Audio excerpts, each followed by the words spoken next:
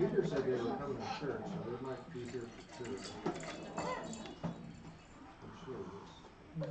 Oh, I remember looking to see what this was about last Sunday when he said there were All right. Thursday. And I went, oh, Does everybody have Romans 13?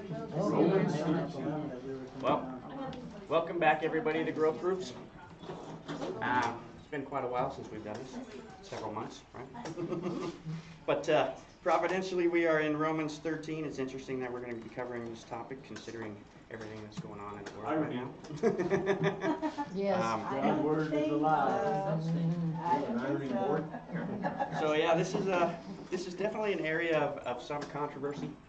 As a matter of fact, over the last couple of months, I've had several discussions with people about Romans 13, specifically these verses. I've had many discussions and even many arguments with other Christians about these verses because it's an area of some confusion for some people, especially if you just look at Romans 13 by itself without any previous context. It's gonna seem like it's saying one thing when it's not. So we have to make sure that we have all the context leading up to Romans 13 in order to know what Paul's saying about everything. So what I'm going to be focusing on is chapter 13, verses 1 through 7. That's the big area we're going to be focusing on. But the context, a lot of the context is coming from chapter 12. Towards the end of chapter 12 is where we see a lot of the context for chapter 13. And if you remember, if you were here the last time that we were doing growth groups and we covered chapter 12, at the end of chapter 12, Paul is talking about the marks of a true Christian, the things that make a true Christian. And he has a lot of hard, difficult things for us, right? In Paul-like fashion, right? Yep. Quite often he gives us some very difficult things to hear. Starting in verse 14 at the end of chapter 12, he says, "Bless those who persecute you. Bless and do not curse them." All right, that's a difficult thing right there. Bless somebody that persecutes you. That's very hard. I don't know about you, but that's very, very difficult for me to do. I have to remember to pray for people who persecute me or persecute others, persecute Christians. It's opposite of what the world tells you to do. Yeah. It's the eye for an eye. Right, exactly. And Paul's going to talk about that. He's going to talk about vengeance. So he says, "Bless those who persecute you. Bless and do not curse them. Rejoice with those who rejoice. Weep with those who weep. Live in harmony with one another. Do not be haughty, but associate with the lowly. Never be wise in your own sight. Repay no one evil for evil, but give thought to do what is honorable in the sight of all. If possible, so far as it depends on you, live peaceably with all." Now, in verse 19 and following, Paul's really going to get into the context, or start the context, for chapter 13. He says, "Beloved, never avenge yourselves, but leave it to the wrath of God. For it is written, 'Vengeance is mine, I will repay, says the Lord.'" Vengeance is mine, I will repay, says the Lord. He's quoting from Deuteronomy chapter 32, but he says, basically telling us, these are the marks of a true Christian, right? Somebody who loves their enemy, somebody who doesn't want to repay their enemy, right? Somebody who doesn't want to hurt their enemy, somebody who basically doesn't want to take vengeance for themselves, right? Vengeance is God's, is what he's saying. And he's instructing us that these are the things that we should do and these are the things we shouldn't be doing. We shouldn't be trying to seek vengeance for ourselves. And then he says, in verse 20, he says, "To the contrary, if your enemy is hungry, feed him. If he is thirsty, give him something to drink. For by so doing, you will heap burning coals on his head. Do not be overcome by evil, but overcome evil with good." So in here, he's telling us the marks of a true Christian, right, are to bless those who persecute us, to feed our enemy, right, give him something to drink if he's thirsty, or give him something to eat if he's hungry. But the word vengeance that he uses here comes from the Greek word ekdikasis, which means to vindicate, to avenge. It means to give punishment to. Ekdikasis. But Paul is basically saying that vengeance is God's. It's not for us, right? It's not for. So it's the wrath of God. It belongs to God himself, right? So what is the wrath of God? Judgment. Judgment, right? It's judgment. And he uses a lot of different ways to do that, right? There's a lot of different ways that we see in the Bible how God uses his wrath and his judgment. Like the plagues? Like the plagues? There's many different ways. Plagues is one. Judgment on a nation is another. You know, there's lots of different ways that he uses it. But the idea here is that we have to remember that vengeance belongs to God. And that's really the context leading up to what we're seeing in Romans 13. So in chapter 13, verse 1, he says, "Let every person be subject to the governing authorities. For there is no authority except from God, and those that exist have been instituted by God." So when he says that let every person be subject to the governing authorities, what does the word subject mean? Submission? Yeah, Under. essentially it basically means, so like the Greek word that he uses here is hupotasis, which means basically to be rank under. To rank under or to put oneself under, right? That's essentially what to subject means. So let every person be subject to the governing authorities. Now what kind of governing authorities is he talking about? The Roman government. Well, Romans immediately, at that's that the time. immediate context, the Right. governing authorities, right? He's writing to the church in Rome, Right. right? That's the immediate context. But governing authorities can apply to any type of governing authority, right? Wherever you're at. Yeah, it can apply to all types of government. The immediate one is the Roman Empire, but it can apply to all types of government offices of authority. Even church authorities. Exactly. And I would also go as far as to say that this would also apply in the domestic sphere, where we're talking about parents having authority over their children, right? It's a command that children should obey their parents, right? That works the same way. It's a type of authority. So yeah, it works. It's like you said, church authority, parental authority, any type of governing authority. Then in verse 2 he says, "Therefore, whoever resists the authorities resists what God has appointed, and those who resist will incur judgment." Right? So those who resist. So obviously, if you resist the authorities, you resist the governing authorities, you're going to have some kind of judgment. And again, it works in all kind of areas, whether it's church government or parental authority. If you resist those authorities, there's some type of judgment that you're going to have to incur.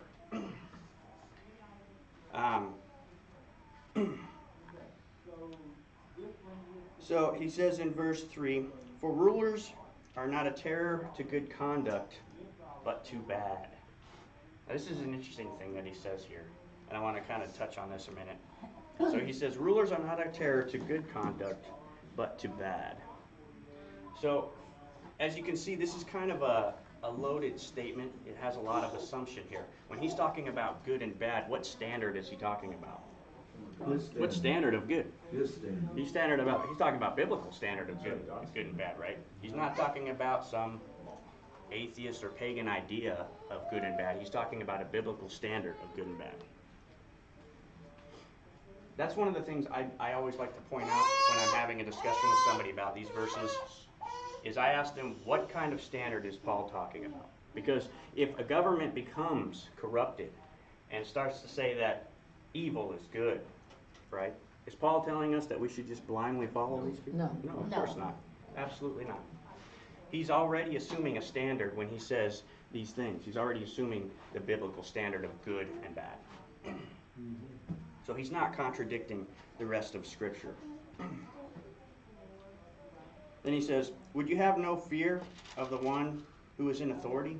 Then do what is good, and you will receive his approval. For he is God's servant for your good. But if you do wrong, be afraid. For he does not bear the sword in vain. For he is the servant of God, an avenger who carries out God's wrath on the wrongdoer."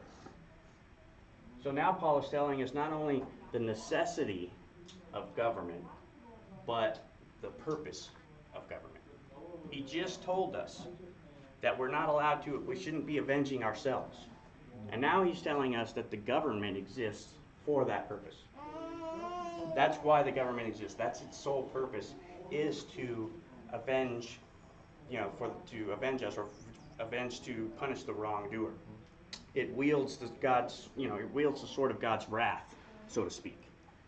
That's why it exists, is to punish the wrongdoer. And it's for our benefit. So that is why Paul first tells us, don't avenge yourselves. And then he tells us the government is going to avenge, right? The government exists for that purpose. So we see here two things that Paul's pointing out is the necessity of government, meaning that there's always going to be an authority, right? There always needs to be an authority, that God privileges authority over anarchy or chaos, right? He wants there to be some type of authority because God is a God of order, right? God is a God of order. And so there's a necessity behind governing authorities, behind government. But it has a specific purpose. And its purpose is for our good. It's to benefit us.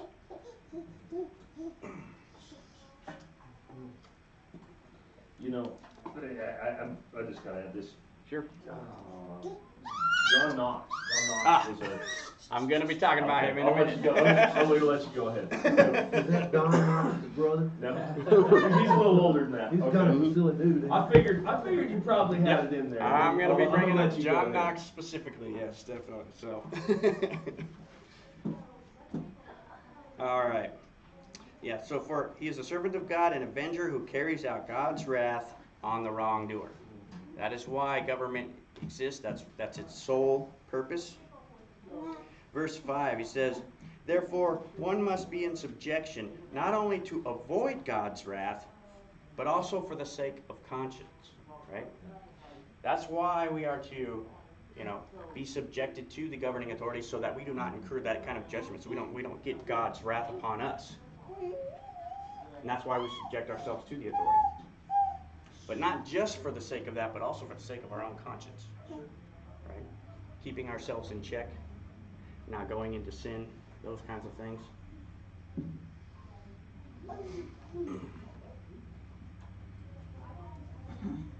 Verse 6, for because of this, you also pay taxes.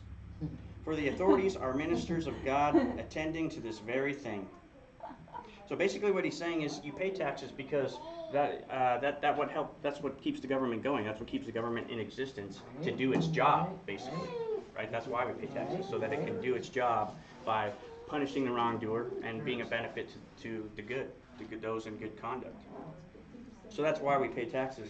But notice what he says here. He says in verse 7, he says, pay to all what is owed to them. Taxes to whom taxes are owed, revenue to whom revenue is owed, respect to whom respect is owed, honor to whom honor is owed.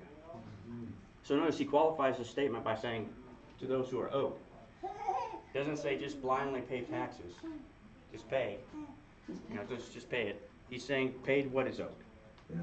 Right? Everything. Jesus said the same thing. Mm-hmm. To Right. Caesar, what is Caesar? What is Caesar's, right? But everything is not Caesar's. Exactly. I call him Caesar. Yeah. Because he sees us. Yeah. And he makes me have a seizure. But no, I really believe that, but God gives us guidelines, but man abuses authority. Yes. And the governments we're under, are not under God. Right. God's allowed them to be that for us. Right. Yeah, exactly. And like you said, not everything belongs to Caesar. Exactly. No. He thinks it does. Right. And that's coming up. Right. Yeah, exactly. And the thing is he qualifies this statement by saying pay what is owed. What is owed, right? Mm-hmm. So it's like, I don't know about you guys, but if somebody came up, somebody off the street came to my door and said, hey, you owe me money, I'm not going to just pay them. Prove it. Right? I'm Well, gonna be you like, wanna show know me some why. evidence here. What's the proof here? What am I paying for? Right? Exactly. Same thing with anything else. If I'm using services that the government provides, or if it provides services that are not sinful, but are a benefit to others, I'm going to be paying for that. Absolutely, absolutely. I have no problem with that. But the question that most people have is, what happens when the government becomes corrupted? Right? What happens when the government becomes corrupted? What happens when they start instituting sinful laws? Be afraid. Right? What are we supposed to blindly follow follow it, you know, or what do we do? Move And to so Sydney. that's really the There you controversy. Go to the farming But community. Yeah. Don't look for perfect here though, because it ain't here either. No, but I think, Yeah, I I think know. what Nick is just getting ready to segment, I mean, man, could there be a better message for today? Right. You Amen. know, I mean, look, Well, I mean, we're all gonna have to make, are we gonna follow God, are we gonna follow man, Right. are we gonna follow, you know? Follow God or follow man, yeah. And it's one thing to follow your authorities, Mm-hmm. it's another thing to follow your authorities in sin. Right. But why do bad governments exist? Because decisions of people. Yeah. If we were a praying nation and Right. the world was in love God, there wouldn't be the regimes that are in power. Yeah. That God would be in power and being empowered in the hearts of people, but there's evidence that ain't happening. And Right. where it is happening, you see the results of it. Exactly, and that's kind of the point. But like Yeah. with some of the examples, like Justin was bringing up, I'm going to give you guys some examples here. But one of the things is, I don't know if you guys remember Daniel in the lion's den. Right? Why was Daniel thrown into the lion's den? Because he wouldn't obey the king. Because he was praying. Right? Exactly, He was. that's all he was. They made an ordinance that kept him from praying. It was against the law for him to pray. And what did he do? He got down on his knees 3 times a day and he prayed. Out where people could see him too. Yeah, yeah. So- He resisted what was put into law. Well, Meshach, Shadrach, and Abednego. Exactly. You know, and it's twisted them around too, but I mean, the whole thing, they got thrown in, and they willingly went into the fire. Right. That's the Mhm. problem that we have, is we aren't willingly ready to suffer for our faith. Right, yeah. You know? Yeah. Get ready, Yeah, get ready. Get Exactly. ready. get ready, man. It's on the Exactly. doorstep. It's coming. So yeah, there are examples in the Bible where they put, laws into place where those laws are resisted. Right? Because they're not of God. And one of the examples I want to give also was in Hosea chapter 8. We see Israel, they start to bring up sinful leaders, Right, right. right? Sinful leaders, sinful kings that are corrupted. And they start to put idols into place. Right, right. What happens to them? Well, God judges them. Yeah, Right? he Chapters takes them 9, you out. see God's judgment come on them. Uh-huh. Right? So we have to remember that, yes, governing authorities are for our benefit, but God, we must obey God before we obey man all the time, right? I That's how it have a works. question. Okay, God is God, and coming to my mind is Sharia law. They believe in God, but how does that work in the Christian world? It doesn't. So that's a That- false God? So that they believe in a false God? But to them, it's not a Right, false God. to them it's not, So right. how do we play into that? Well, it's just to them? exactly as Paul said, is that we have to overcome evil with good, right? We should be going to them with the gospel. Okay, That's really what we should be doing. and they're And going just to them gonna with the cut our gospel. heads off And we should be anyway, going, so to our we'll be governmental dying for authorities our with the religion. gospel. Good thing. Yeah. Well, and I mean, what scripture say? I mean, like sheep to the slaughter. I mean, Right. that's, Yeah. that's the thing that no Christian wants to hear. Right. Of course But not. that's because our hope isn't here. Right. You know? And I'm the first person, I mean, this kicks me right in the teeth. Yeah. Because Jess and I were having this conversation, was it yesterday?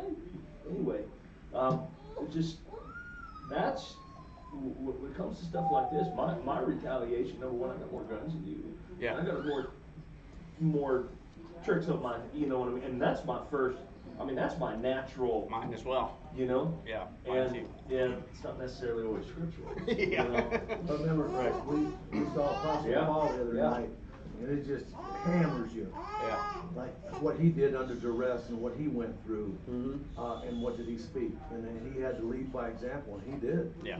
You know, and he was so, in that movie, when the lead ruler said he was sorry for what happened to those people, that was evidence of Paul's faith and Right. Paul's love, that guy got, whether he ended up accepting Christ or not, we don't know, but he saw the evidence of what Christ was capable of doing. Yeah. It was, Yep. And that's the things that we should be bringing them the gospel. We should be bringing the gospel to our government officials, those in authority, right? Make sure that we have godly people that are in authority. So that's what we should be doing. Yeah, and I think as men, we're much more prone, just like Justin said, to be like David's mighty men, where we come loaded for bear going into war. But what Paul was saying is, look, you don't walk in there with anything but the gospel. Mhm. And you stand there without fear, and you give it, even if it leads to your death, you Yeah. know? But as men, we're definitely in the back of the Bible, in front of the Bible saying, you know what, I'm gonna come loaded for bear, and if there's anybody left, I'll give them the Bible, you know? I mean, it's a whole different mentality that we have to learn. So, John Knox. John Knox. Yes. Who has heard of John Knox? Has anybody else heard of who John Knox is? People. I have a picture of a statue of him on my wall in my house. If you've ever been in my house, you've probably seen Next him. week we'll talk about it at Dollar Tree. I'll bring the kids. A lot of people don't know about John Knox. Yeah, a lot of I people mean, don't they know know John Calvin, they know, some of these other reformers, but Knox I doesn't. haven't gotten that invite for supper yet. so- That's what they're gonna tear down next, is Yeah. pictures. So yeah. No, they won't read up on them. They'll think there's some reformist or something for their cause. So the Reformers Wall in Geneva, Switzerland has statues of all the reformers. You got Martin Luther, you've got John Calvin, you've got John Knox, Zwingli, you've got all the reformers there. I would love to go see that someday, but the thing is John Knox was a second generation reformer in the 16th century. He was the founder of the Presbyterian Church in Scotland. So he was a pretty famous guy especially for the reformers. But he had a very famous debate, specifically on Romans 13. Very famous debate on that, which was I think it was in 1564. So in 1564, he had a very famous debate with a man named Lethington on Romans 13. And I'm going to kind of quote what he says here, but he makes a very good distinction about what Paul's talking about.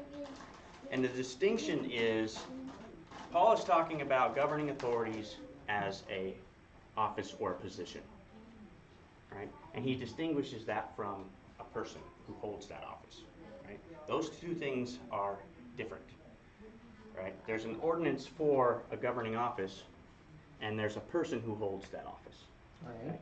That's the distinguishing thing that he makes. So I'm going to read a quote from his debate real quick so you can see what he's talking about. He says this, he says, "First, the apostle affirms the powers are ordained of God for the preservation of quiet and peaceable men, and for the punishment of wrongdoers. Whereof it is plain that the ordinance of God and the power given unto man is one thing, and the person clad with the power or with the authority is another. For God's ordinance is the conservation of mankind, the punishment of vice, the maintaining of virtue, which is in itself holy, just, constant, stable, and perpetual. But men clad with the authority are commonly profane and unjust. Yea, they are mutable and transitory and subject to corruption. And therefore the prince may be resisted, and yet the ordinance of God not violated." So what he's saying is, the person who holds that authority can be resisted, while still maintaining that the authority or the office should still exist. Right? We're not, when we You have to resist the prove person that who's in the office, we're person not is suggesting corrupt. that we get rid of the office or get rid of Right. the government. We're suggesting that that person has been corrupted and should be removed. Now, Yeah, if you don't know this, I don't know if many of you know this, but a lot of what John Knox did and a lot of what the reformers did is the principles behind the founding of our Constitution. Which is why we can remove people, right? We can vote people in, they stay for a while, they move out, we bring somebody else in, because we know that people can be corrupted. And that's why we can resist the person while still holding the office, and we're still holding the ordinances of God in Romans 13 that Paul gives us. We can still honor that office, we can still respect the governing authorities. We still have the governing authorities for our benefit, but we can resist a corrupted person who's trying to put in evil or corrupted laws like idolatry, things like that, right? We can resist those things. Just like Daniel did and Lions did, all of those things. We see those examples. Did you say resistance to tyranny is obedience to God? That is the quote. John Knox's famous quote is, "Resistance to tyranny is obedience to God." That's what John Knox said. Resistance to tyranny is obedience to God. And that's basically what he's saying. He's not saying that we should get rid of government. He's saying that we can resist somebody who's evil while still maintaining that the government exists, right? That's the distinction that he's making. That's an important one. Because Paul is only talking about the office of governing authorities. He's not talking about specific people, right? Not the individual. It wasn't for the tyranny against King George. So yeah, and that goes right in with everything else that Paul was talking about in at the end of chapter 12, when he's given us our instructions of what a mark of a true Christian is, right? These are the things that are a mark of a true Christian. And then he goes into the fact that we cannot seek vengeance for ourselves, but that's why the government exists, right? The government exists to be the wrath of God for us. And then following in the rest of chapter 13, starting in verse 8, he continues with that context. He says, "Owe no one anything except to love each other, for the one who loves another has fulfilled the law. For the commandments, you shall not commit adultery, you shall not murder, you shall not steal, you shall not covet, and any other commandment are summed up in this word: you shall love your neighbor as yourself. Love does no wrong to a neighbor, therefore love is the fulfilling of the law." Right? So he's telling us that we should love our neighbor, love our enemy, feed our enemy if he's hungry, give him something to drink, right? But the government exists to fulfill God's wrath on the wrongdoer. That's why it exists. So it is important that it exists. We have to understand that there's a distinction, that John Knox makes, that we can resist a person who is corrupted, who's in a position of authority. We can resist those corrupted laws that they put into place.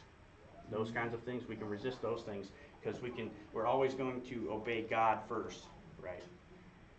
Rather than man. But I just wanted to make sure that everybody's aware that Paul shows us the importance of government, that it's a necessity, right? It's for our good, and its sole purpose is to benefit us, right? So we should always have a governing authority, but we can resist a corrupted person who's in position of authority. So, yeah, if you, I know that, especially right now in with the things that are going on, I'm sure you'll have discussions with people on this topic. I've had a lot lately over the past few months. But I would read Daniel chapter 6, Daniel in the lion's den. Read Hosea 8, when they brought up some very corrupted leaders into the nation, what happened to them. So read those things, and you can realize that it's okay to resist a corrupted authority, just not the authority as a whole, if that makes sense. That's good. We definitely need to put things in perspective. Right. I think that's the key. And the reality is too, I think we also need to prepare ourselves for wrath. Mm-hmm. In the midst of it. So. Yep. And bring our enemy the gospel. That's right. Bring our enemy the gospel. Most important thing. And not just in our words, in our action. I mean, obviously Right. we have to use words. It has to be a proclamation of the gospel. But even the way that we, it's one thing to say it. It's another thing to say it and have your actions reflect that. Right. That's Exactly. the key. And those are some hard things, right? Sure. Bless those that persecute you. Crystal Oh, ball's I pretty mean, foggy Donald right sounds now. like somebody Got all kinds should of write a whole things sermon going on it, climb around, up and top of you're the hill going, and tell wow, the everybody. future's looking Sounds like a pretty Jesus bleak right now. manifesto or something, but. I'm looking forward to heaven. How do you overtake the whole victimology that the world is living in? Oh, I know, right? It's really through the gospel, And, yeah. And like with the part of the problem too is this whole woke stuff is getting into Christianity and into some churches and stuff. And the thing is, then we have to treat those churches as unbelievers. We have to start from the beginning, bring them the gospel, because they don't have it. They're not preaching the real gospel. There's so religious. many churches They're out there religious, they're that, not into the word, they're letting Right. somebody else tell They're in the them, culture. dictate to them. Yeah. Well, I That's think all a they big do. part of it is too, though, and don't get me wrong, I think the fruit of the gospel is compassion and everything else. Right. But I think that's been the change. Well, is it's and saying this is one of my pet peeves, and I see this often.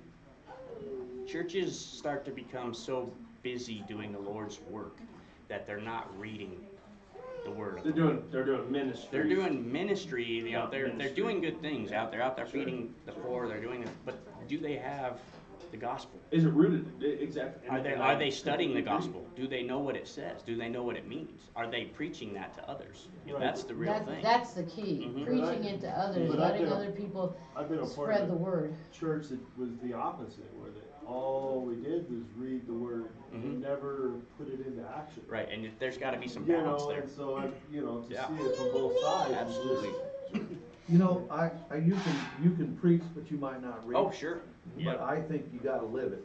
Oh, yeah. And your fruits have gotta be, you know, Yep. they gotta be seen. Exactly. And there's so many people that'll preach to you, but my problem is, I gotta look in the mirror and say, what you been forgiven for? Well, Yeah. and here's the other You know? aspect of that too, is, look, I mean, if people are truly devouring God's word, it's gonna create action. It's going to.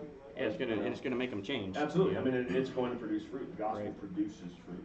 I think it's important to have seasons, so seasons of just being poured in the word, in the word, in the word. Mhm. And then that is going to produce. But also the other aspect is we've created a consumer mentality, Mhm. especially in Western Christianity. Oh, yeah. You know, ask somebody, well, why do I go to church? So I get so I can get my weekly, Right. Mhm. my. Yep, Just, my. I think it's important to know what the word says before you go Yeah. out. Yeah, And exactly. share the word. Exactly. If you don't know what it says, Mhm. Yeah. Yeah. then You gotta put in you the could time be a and- very dangerous person. Yep, Yeah. and study If as you're a much as you church can that before you go out, for constantly sure. has to give in order to get people to come, something's wrong with that.